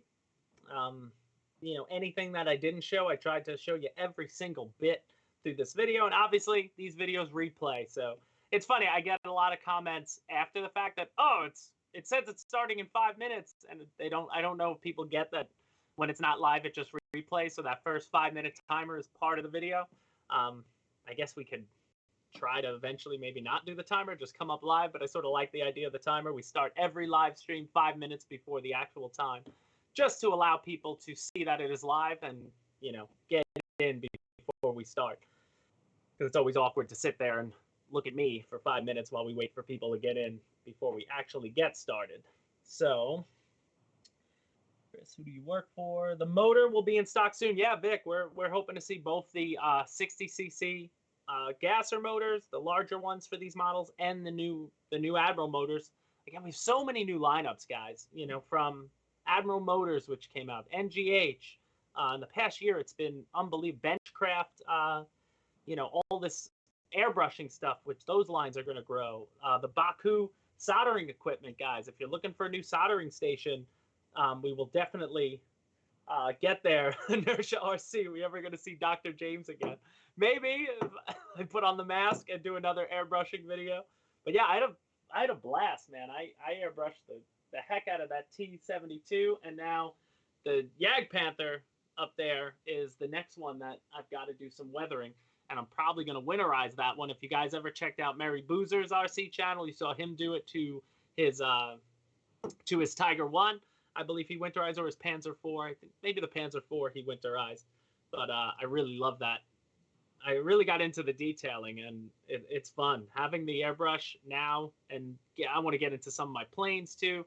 A lot of these foamies I want to weather up and really make your own. So the airbrush is really, really, really awesome. I would bring it out, but I don't have any space, Alpha, to put it on my table at the moment. So William Decker, how about an airbrushing booth? That's a good one. There are airbrushing booths or collapsible ones that we've looked at. There are collapsible airbrush booths that we've looked at. Obviously, that you're not going to fit something like a 1/5 scale Warbird in there. The airbrush booth is your garage. But smaller ones, that's certainly something we can look at. So good suggestion. Good suggestion. And you're watching my time lapse of the whole process. This video turned out to be 1 hour and 40 minutes. It took me to get everything out of the box, get every pictures of everything, video of everything that you saw. It's fun. But I'm definitely not going to be setting that camera up when I build it, because those 130 gigs of files for each plane just in video. So crazy when you're filming at 60 FPS. Why are all the P-40 ARFs in the ugly yellow desert scheme? Gah! I don't know, man. I don't think it's ugly. I think it looks awesome. I think it looks mean. It looks different. Yeah. You know, why is everything? And every other P-40 we've sold was green. So from a little 980 millimeter up to the 1400 and even into the 1800 if you want to go to Star Max. I mean, they're usually green. Any chance Motion will carry their own brand of wing bags for the big birds? Yeah. If you're looking at something like that, Tony, people have posted on Squawk, I think, a couple of times. I'd say go start a thread again or resurrect the old one. It's all about resources and time management, guys. So we love the ideas. If we see a handful or enough people talking about a given thing where it's really sort of worth the effort to go ahead and find that good, we'll focus fire on that. So I think I completely agree with you. As we move into larger models, transport becomes a concern, and wing bags and that type of stuff. That type of stuff makes sense. Yeah. Bobby's, I have a question. Then shoot. Raise your hand. I'm gonna call on Bobby's Hobbies. Bobby's Hobbies, you got the floor. Just post the question, guys. We don't need the preamble. TNS Scoot. Shoot him off. Dave, RC Air Marshal, you made an airbrush booth from Dollar Tree foam board. Show it. Post some pictures on Hobby Squawk, man. People who wouldn't love to see that. Let's see. Start talking about Amaki, guys. Here we go. Why is the landing gear on the P-40 not to scale? Is there a reason? Functionality. Yeah, I mean, it always comes down to functionality, guys. These aren't, you know, when you look at the costs and you look at the size and the level of fit and finish of what you're getting, you see that Black Horse is really trying to hit a specific mission, and it's all about balance. So they're not out to produce absolutely 100% super scale undercarriage. That's not the primary feature of the aircraft. It's how they fly for the price point, for their durability on grass fields or riverbeds, which is where I typically fly these. You know, it's about a balance, and it's about giving pilots sort of a good enough basis from which they can customize, add lighting, add a better pilot, do whatever they want to do, but at least have the aircraft. So that's like where you their said, focus is. You know, I've talked to you numerous times about this, Alpha, but obviously when you take a real plane and you scale it down to a model to make an RC, like some liberties have to be taken. You know, just because something is smaller doesn't mean it's going to have the same characteristic of its larger cousin, right? I mean, you know, so absolutely. You know, Air doesn't scale. You know, Reynolds doesn't care if you're making a model something big, and neither do the material strengths of what we're using. You know, so all of that comes into concern. Yep. What else do we and have? Keep going. Sorry, Race 22. I think we should start selling trailers. That would likely be a good a good product. We're gonna start selling 6x12 enclosed trailers for everyone, especially with all the things we've got coming. I think the new thing we have to get into, like I said, we need to sell flowers with every order, so that when the box shows up, there's flowers on top of it for the wives and girlfriends and everyone. We need to start selling some of those things. Exactly. Exactly. With we got people are asking about the Titanic. They're asking about the Nimitz aircraft carrier from Bancroft. You know, and absolutely, we've got 5 foot, 6 foot, 7 foot boats. We've got 1/5 scale balsa.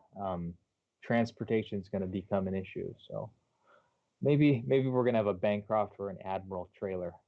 That'd be funny to see.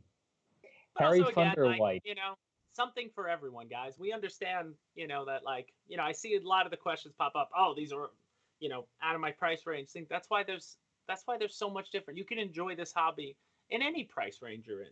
You know, like these are obviously not for everybody, but that's okay. You know, there's no, you know, I never thought personally if I, you know, buying one on my own be tough. I remember going to Joe Nolan and seeing them, but just going to the shows and seeing them in person fly is an enjoyment to me as well. You know, I love that. Newbie Wings wife says she supports the flowers. Yeah, now we got to get into, are they fresh enough? Are we freezing them? There's a lot of logistics in shipping flowers. I mean, it's, you know, I've bought from numerous flower companies in my day, and they are not all the same. Go with a real florist. Juan Solito, you asked what engine is going in the A6M. Again, based on the website, I'm going with the recommended. We have a new Admiral 8925 180 kV brushless outrunner that once it comes in stock, I'm going to get it and put it on, and I'll certainly be making some videos of different sections. You know, I'll film myself as I build these and try to put together some videos, you know, piece by piece. There'll never be a full video of a balsa build because that's just, you know, again, if I could in a year, I don't know if I could build, I wouldn't be able to build all the balsa models we have already. So you kind of do it one at a time. And the beauty, guys, you know, regardless, like I see people want to see me unbox the Corsair or unbox the FW190, and it's pretty much what you see is what you're going to get out of those boxes too. You know, I mean, everything is going to come packaged like it is. So this should be a basis for especially these newer warbirds that we got from Black Horse here. You just saw 2 come out, and they're virtually identical. Right now, Alex is playing the 2 time lapses from the top-down shot, and you're getting a lot of this. You see a lot of the same things out of both boxes, hardware guys. So take this video and apply this to the Corsair, apply this to the Spitfire, apply this to the FW190, Yep. apply this They're to... all going to have nylon hinges, for example. They're all going to have nylon tubular hinges instead of CA hinges, obviously in this size. So you're absolutely right. You can take these general overview videos and sort of extrapolate. That's what it's going to look like for all of these large-scale series birds from Black Horse. Boxes of chocolate, RC Air Marshals. Now you're getting crazy. There's all different types of chocolates. Imagine having that conversation on social media. People can't agree on... People could barely agree on which one of these planes they wanted first. If we sell dark chocolate, everybody will want milk chocolate. We sell milk chocolate, people are going to complain it's not dark. You can't win. You got to have both. You got to have both. That's what we're trying to do. You know, these weekly episodes, as I think people are beginning to notice. You know, in the years when we just had foam airplanes, it's pretty easy to focus on the 14 subcategories within the foam electric series or class on our website. Now that we've got accessories from Benchcraft and solder equipment, tanks, boats, construction, and now even within fixed wing aircraft, where we're moving into large scale balsa while we're doubling down on helicopters, it's difficult to focus any one Friday on any one thing. So guys, as James said earlier, it's something for everyone. If you just want that micro helicopter, that's going to be in a future episode. If you're the balsa guy, today's episode's for you. Inertia, and I agree. Keep going. I agree. Newbie wings at Tucano would be excellent. I'm a big fan of that airframe. Tucano would be Inertia. Do you have any more info on the new motor for that Zero, other than the size and what it is? I mean, if you've seen our Admiral motor lineup now, we have a lot of them in. I've made videos. I've installed them on the Fairchild has one. The PC9 that I did has one, and the OV10 I did has two. They're exceptional. I actually have one here, so I'm just assuming, I don't know what other information you'd want, but if you, Alex, if you come back to me, yeah, I'll switch to my laptop camera quick. Audio, video, so I could be right in front. That should be this one. Boom. Yeah, Inertia, that's not a bad idea. Heli Mondays or something like that.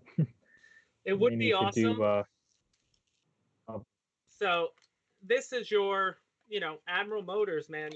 I'm assuming we're going to get, obviously the motor that we're going to go with, the 8925 180 kV motor is just going to be a larger version of this.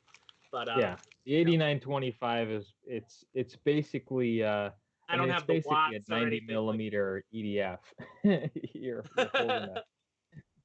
So this is one of the smaller ones. This is one of the motors that I have on the OV10 right now. I think it was two of these that went in there, the ProFly OV10. But you get all your mounts, you get your usual, bits that you'd expect with the motor that comes out. So I assume it's going to be like that, and then that nice blue. I like the color of these motors myself.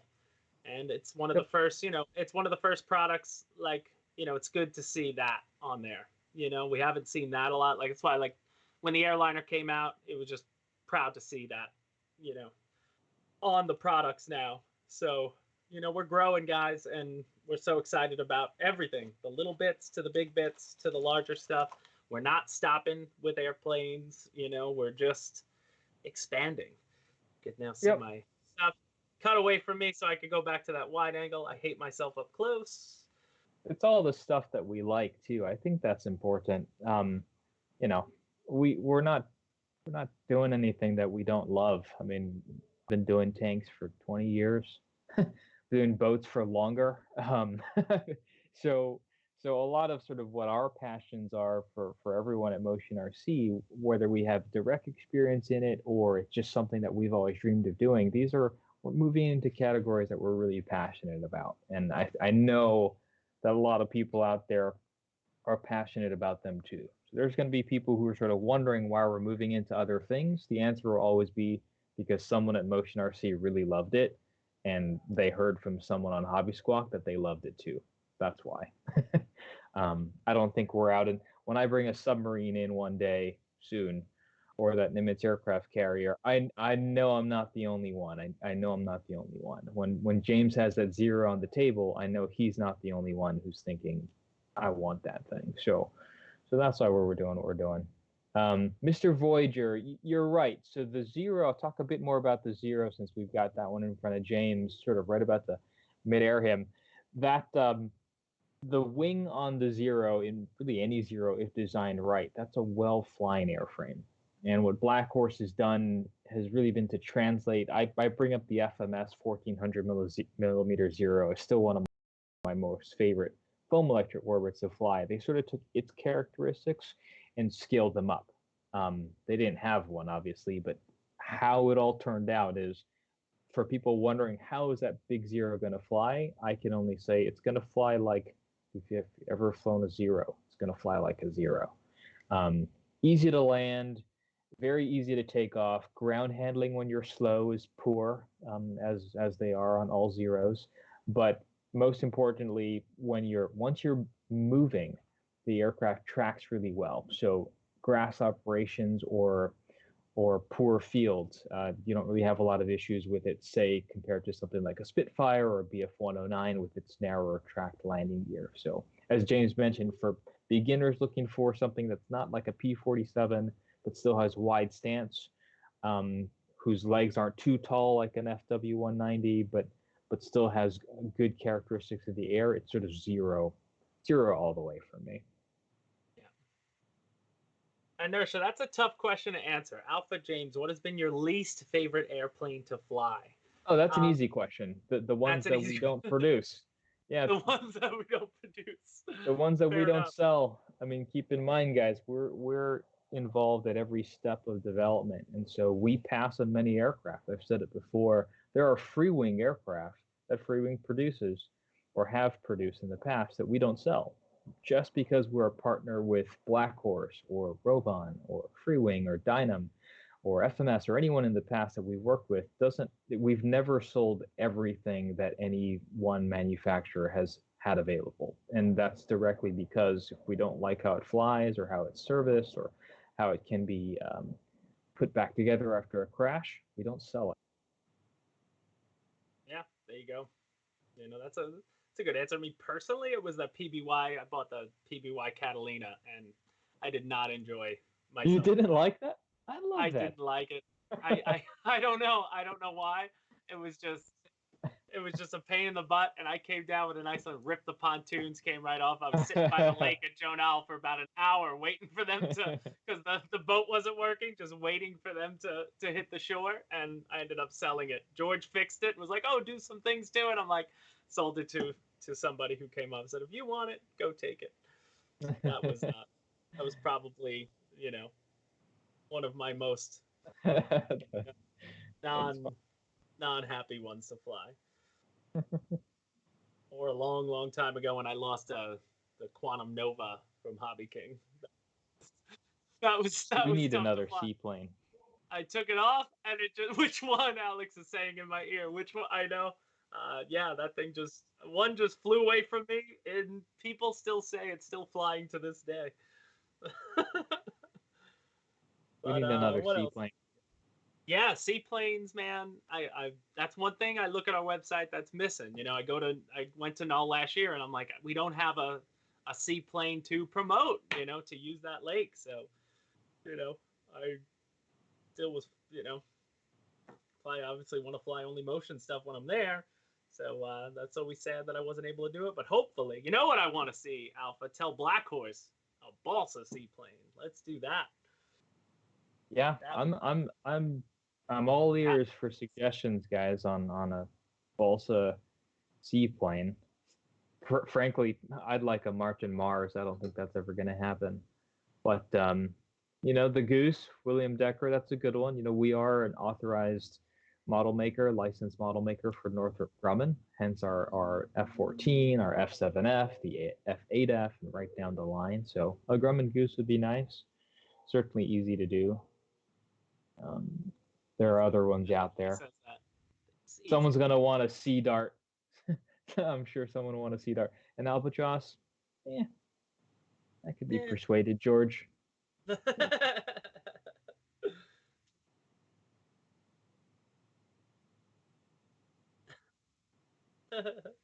Yes. Oh, a BV-238. That would be super cool. Can we hear you, But Alex? again, No, I just 6 inches. only 6 we can inches hear. You're is like kind the of rough. voice in our heads. Motion has all the cats. Yeah, we do. Oh. So I'm just looking what else. We're at an hour and a half, which is okay. Again, it's Friday, my day. Super chicken. Just looking through some of the questions, guys, just to see. 112S. We need a Benchcraft 3D printer. Maybe. I think we do. 3D printers is something that, everybody should have one. Everybody should have one. If you saw, and actually I 3D printed for there's so many cool bits now for the tanks that you can 3D print, and scaling things up to 16th scale is awesome. I printed a Jeep Willys on my Ender 3 Pro that I got to put together and paint up just to have it sit there next to it. Looks awesome. T-28 Trojan Ninja. T-28 Trojan in balsa? Is that what you're talking? Like a Black Horse one? Because I can't see doing another foam one. There's been, if you want a T-28 Trojan, there's always one of those around. 6 engines. Yeah, jets and wings. You're talking about the that was the A6M 2. He's talking about the Zero that was converted as a seaplane, had a single pontoon underneath it. Yeah, so that's the 2-N. That would be neat. That would definitely be neat. James, are you down for a Zero conversion later for a seaplane? I mean, if you could put it on, can we do it to this? That would be awesome. But a whole new build? I don't know. Anything could be done. I'd have to see it. I mean, in my head, I don't have a visual of what that would look like. Is it kind of awkward like that Spitfire? Like I know Dyna made the float Spitfire, which is cool. I saw Rich fly it. Like it's cool, the idea of it, but it looks it's really not a it's not a double. It's not a double. Okay. It's a single float right down the center line, and then it's got 2 pontoons on either end of it, like a typical observer platform, like a Kingfisher, for example, what the Missouri had fly off of it. So it's kind of neat. Yeah. I mean, if people want to see it, maybe that's something we do next year. I just remember a long time, 2014. Alex was there. Remember that there was a gigantic, like Cub a guy had on floats at Jonal thing. It had to be one of those 3rd scale Cubs, and he had it on floats, big gasser, and flying it on the lake at Jonal. And ever since that day, just see a balsa model on the lake would be even more awesome than that. I love flying off water. We have lakes here. I have a couple older, Tundra, if you will, type planes, and with the floats, like they're great. I have a couple different ones that I just love to fly over the lake. It's quicker for me to get out there on my own sometimes to just fly off the water. It's so relaxing. I always love it. So anything we could do with seaplanes would be awesome. So guys, again, I'll put out another thing. Any other questions while you got us here? I can hang out for another 10 minutes, 15 minutes if you want. RC Air Marshal. Yeah, the Missouri does not have the dent because, true story, we were looking at sort of adjusting the mold as the development process went down the way, and the Missouri is an Iowa class battleship. There are other Iowa class battleships there, and that we're gonna have. I can say that now. So we didn't sort of mold the kamikaze dent, slight as it is and almost invisible as it would be at 1/200 scale, just because the Missouri is going to be offered as a World War II outfit and then as a later sort of modern outfit into the Persian Gulf Wars. And then also when you're talking about other Iowa class battleships that would not have had the dent, we didn't want it to bake it into the mold. So that's why. But a Dremel and a minute, and you can have your dent. It's a fascinating story for those not familiar. Kamikaze hit the Missouri. She kept on ticking, and the captain actually ordered that the pilot, the Japanese kamikaze pilot whose remains hit the deck, that he be given a burial. So overnight, the crewmen, some of them sewed a Japanese flag to give this airman a proper burial at sea, which to me, during wartime, says a lot about the composure of the captain, sort of maintaining naval integrity to honor the dead, even if he was someone who had just tried to kill your boat. So the Missouri to this day still wears that scar, and they never removed it for a reason. So Wow. Wow, wow, wow. Wow, we still got 100 hanging. Thank you. You're right, Olson. Hanging with us, We don't have a Hellcat. I mean, don't dare us, you guys. If you want us to stay on, we're gonna. So we're not gonna flinch. And like I said, if I could turn the camera around that way, guys, there's stuff coming. So don't you worry about it. It's all in due time. SBD Dauntless. Yeah, I saw a real Dauntless hanging in the when I went. Me and my wife went to New Orleans on our anniversary back in August, our 10-year, and we went to the World War II museum there, which had one hanging and had so many aircraft hanging. If you've ever in the New Orleans area, and it's funny, like my wife likes the history stuff, but that was her favorite part of the trip too, as well as me, to see that World War II. Museum. Oh, I should bring this. I'm going to answer this because Pearl Jam just brought it up, and it's a common question. So Pearl Jam just asked, "Is Black Horse and Phoenix, are they the same aircraft?" They're not.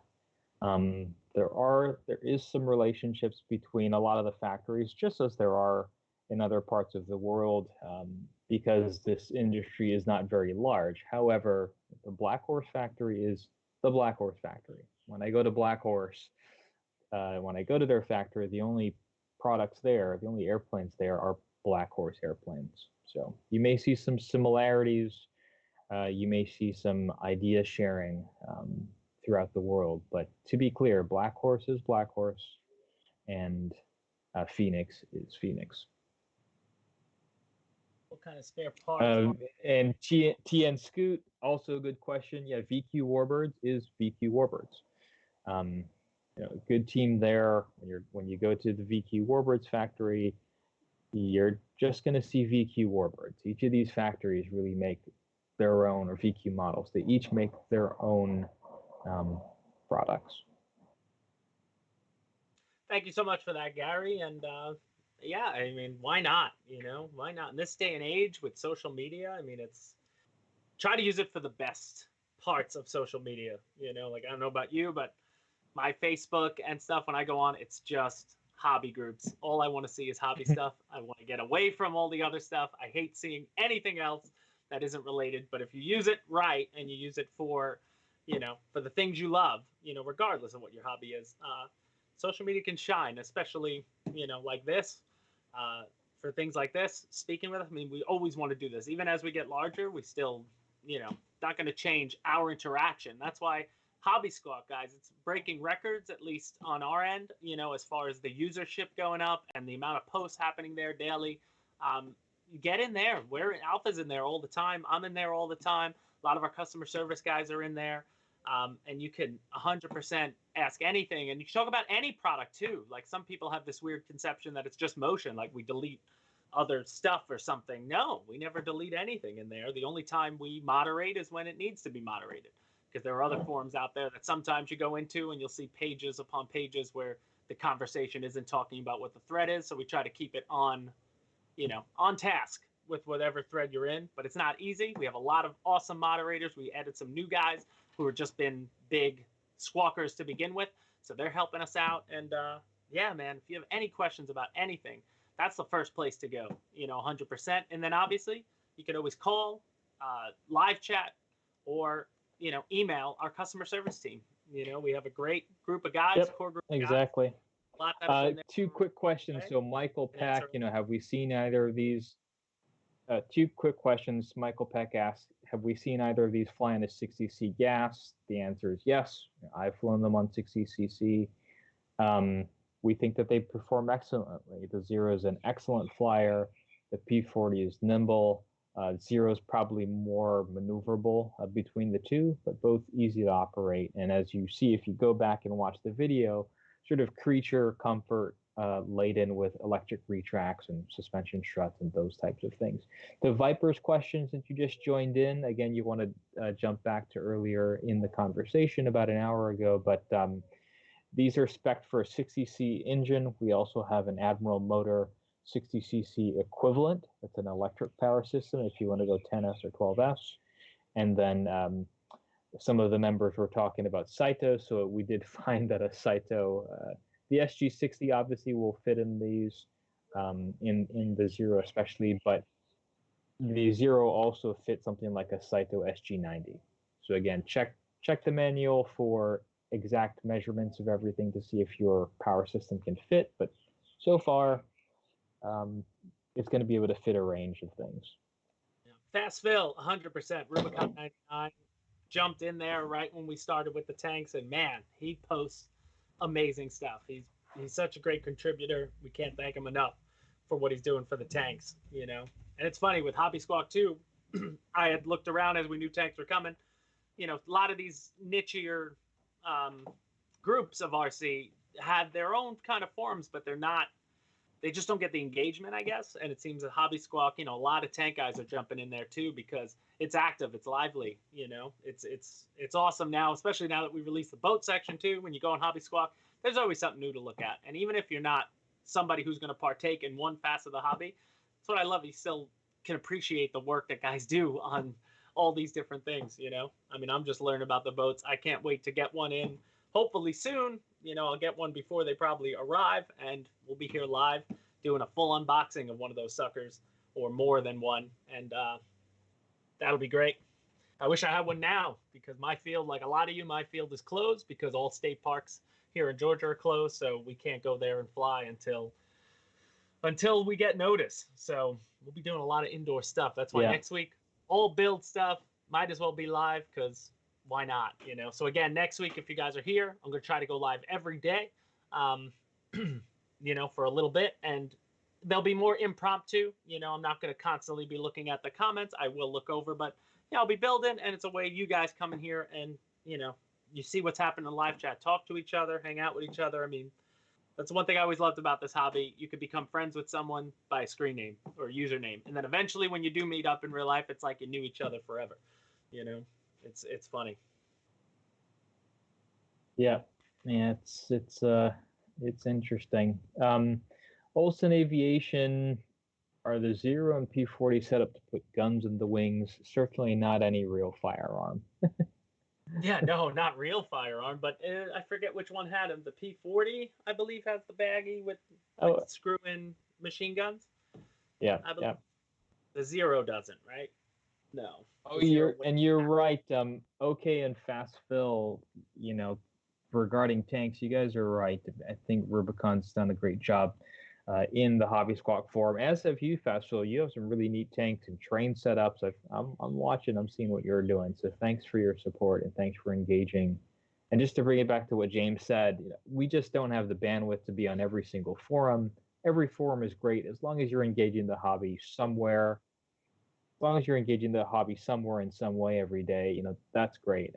It just so happens that if I had to pick one place to go for myself, it's just Hobby Squawk makes the most sense for me. But whether we're talking about something that Motion RC is producing, something we're developing, or something that you love from anyone else, I wanted to say it, and I'll keep saying it. You know, talk about it on Squawk. It's just a hobby forum. That's why it's called Hobby Squawk. It's not called Motion RC Squawk. So. Yeah. 100%. The Zero guns were in the nose. Gotcha. So they would have been right. Well, she had 4, depending on configuration. She 2 had, up here, 2 here. Yeah, she had 20 cals and 20 millimeters and 30 cals. It just depends on where you're at. Sort of like the 190, the Butcher Bird, and oh yeah. Aside from the P-39, I can't think of a lot of American birds where we are shooting through the prop. We typically kept all the armament out on the wings, but yeah. Yeah, I remember I used to like the P-39 in War Thunder. because it came right out the nose. Like I did. Yeah. It's a weird shape. It's one of those planes that you either love it or you hate it. And me, I tend to like the models that are awkward.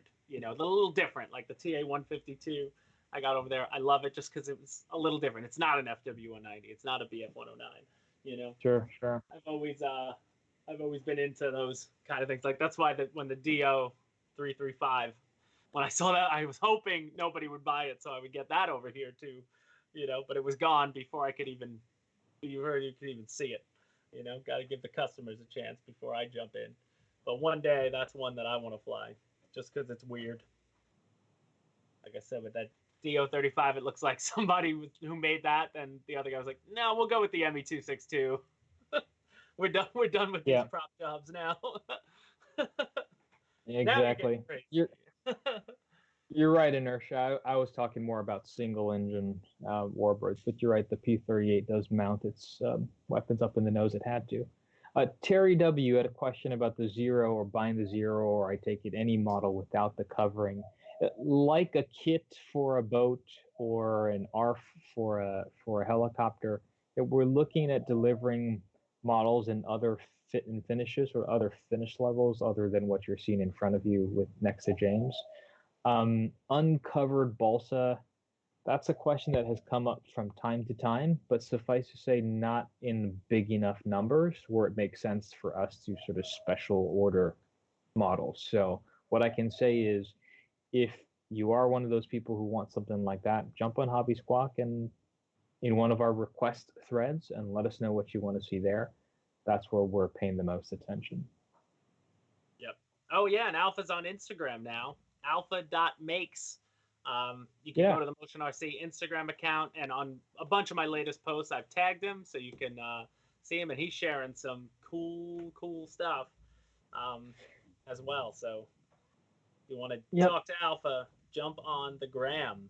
We finally got the AI to embed with Instagram, so pretty soon we'll update it. Yeah, we got the interface running. The interface is running. Are you guys planning on any models with Futaba compatible receivers with integrated gyros so we can just sync with a radio and fly? And we have the XK stuff. All the XK stuff does that, the smaller stuff, but I don't know about any, about doing that. That would be a whole, and a whole nother route to go, right? I mean, trying to. Yeah, and Birkin, it's a fair question and we do have, as James mentioned, a few products that are Futaba ready to fly. The challenge becomes you're really driving people into that radio system, and there's a wide host of radios out there. So people flying other radios may not be able to partake. So I think if and until a complete ecosystem comes out that we can really stand behind and say this is something that we think is worth sort of everyone using across the board. Until then, PNPs and RTFs, giving customers options are going to be the way to go. Yeah, you see that P-38 next to that P-40.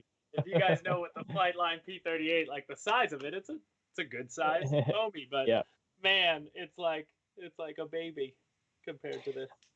Olsen what are these Aviation, birds like in a dead stick? Well, if you have enough altitude, they'll be fine. But maybe, like any bird, they don't. When you look at wing loading, you look at the math inertia, they're certainly not as floaty as like a foamy, but they're not bricks. So, of course, we're going to test dead sticks. We're going to test engine out conditions. We test aileron deflection conditions and a variety of things with these aircraft. So it's flyable. If you have the airspeed and the altitude, you can come down. It's not going to be magic. If you're at 10 foot and a 45-degree bank angle and you lose power into a crosswind, get the trash bag ready. It's actually, I have to release it. When we did the Jolly Good Flying, anybody who was here at the Jolly Good Flying, the PC-9 was one of the first times right after I made the video, went out there, and my motor cut out on one flight, and I found my issue afterwards, but I dead sticked her in. And then the next time, for whatever reason, my gear got stuck. I didn't shave enough underneath to get the gear. The gear, I guess, wasn't fully closing, but you know, was working on the ground, but then I guess in the air with the forces pushing on it, it did. So I had to dead stick it, and I never actually released those videos. I don't know why, because I did it twice, 2 different times at the airport. Put it right on the grass, like I was so impressed with myself and happy. Didn't break anything. Looks great. I'll have to put those. We'll have to put those videos up. Maybe it's the time to go through some. Alpha's always wanted to see. We want to do like a big crash compilation. You know, we have Yeah, some I that want we to do a filmed crash compilation. in there. Maybe that's what we'll put out. Maybe that's the next contest. Maybe the 64 bracket of video best crashes on video. that would be awesome. Who has the best crash? Because there have been some epic ones. You'll win. You got it on video.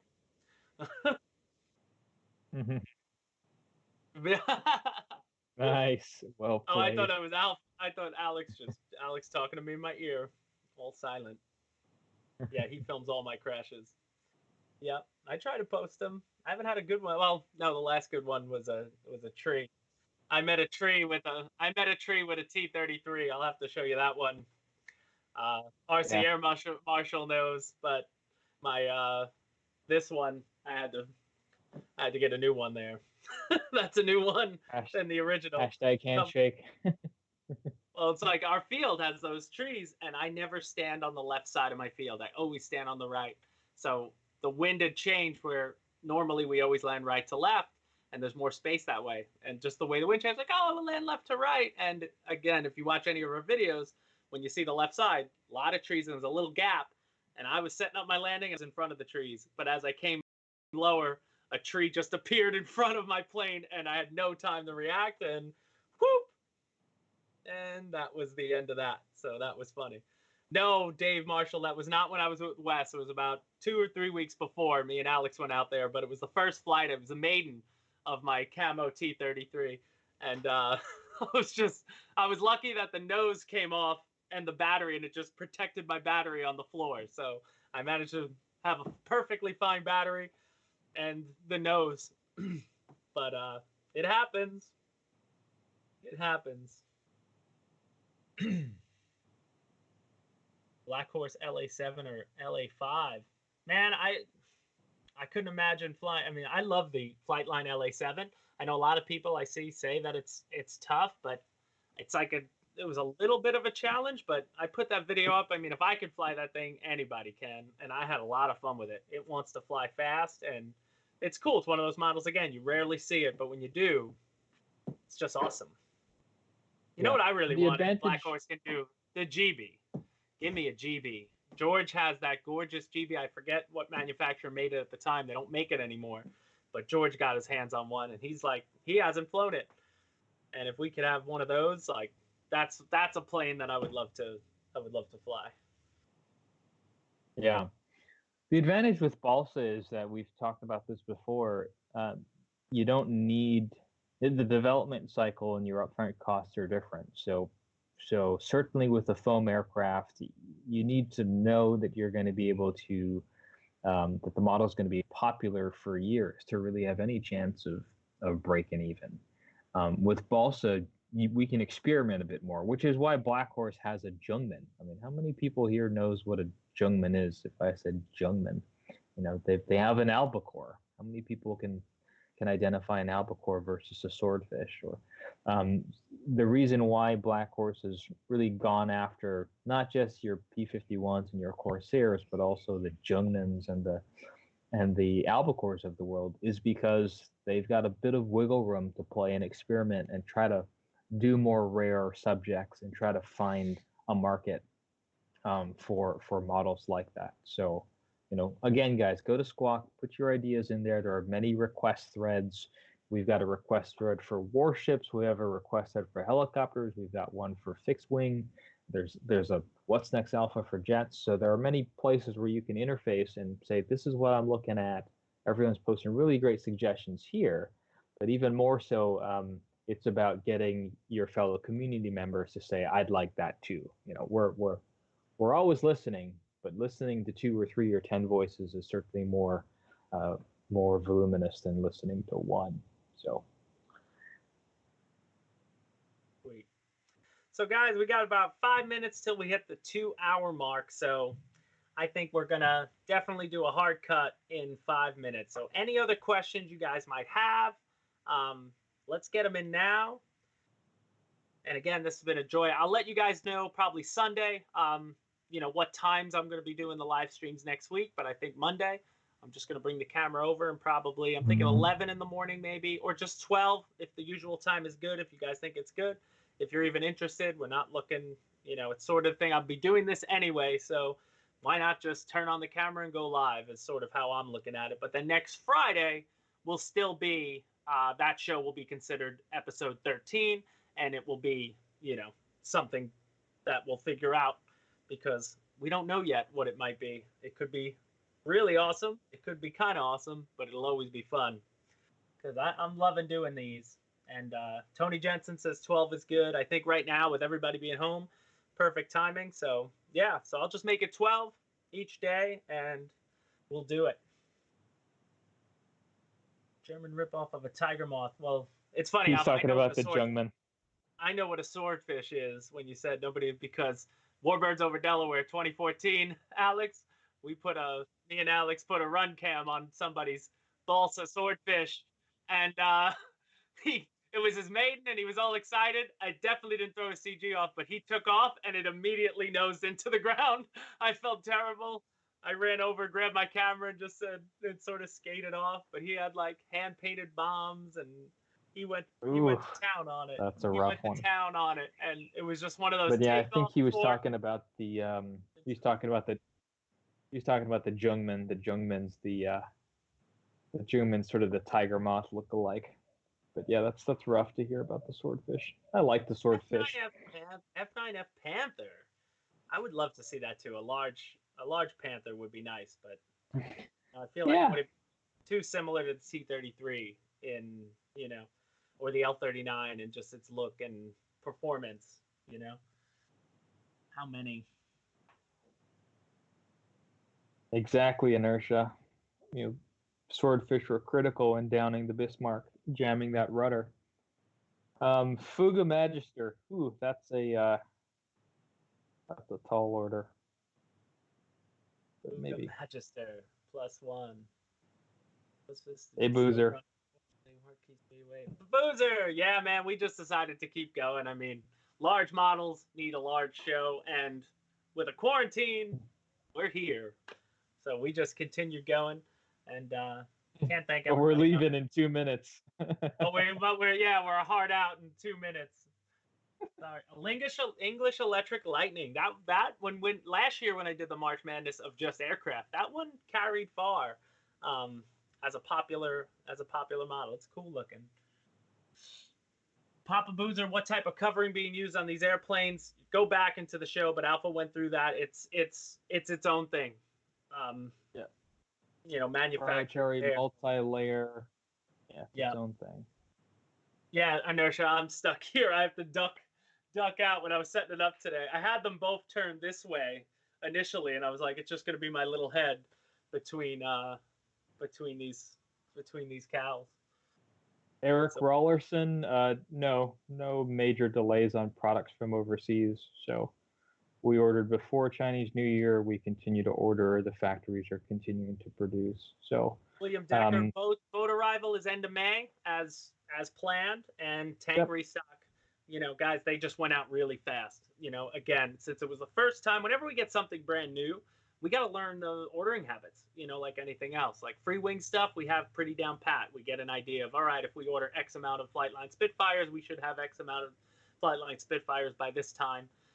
There are always certain runs on things, just depending. I mean, it's funny how the hobby works. It's fun. You can almost see it now with social media in real time. Somebody will post a plane that maybe hasn't, been in the forefront for a while, and then everybody gets behind it. It seems like, the F5, when I did the video of the F5, all of a sudden I see a bunch of F5 posts popping up, and it's like, it's funny how it works almost in real time. But yeah, it's like people jump on the hype train and the hype train takes off. So, all right, guys, one more minute. I think, Alpha, you want to say some goodbyes? Any parting words for this Friday? Don't crash.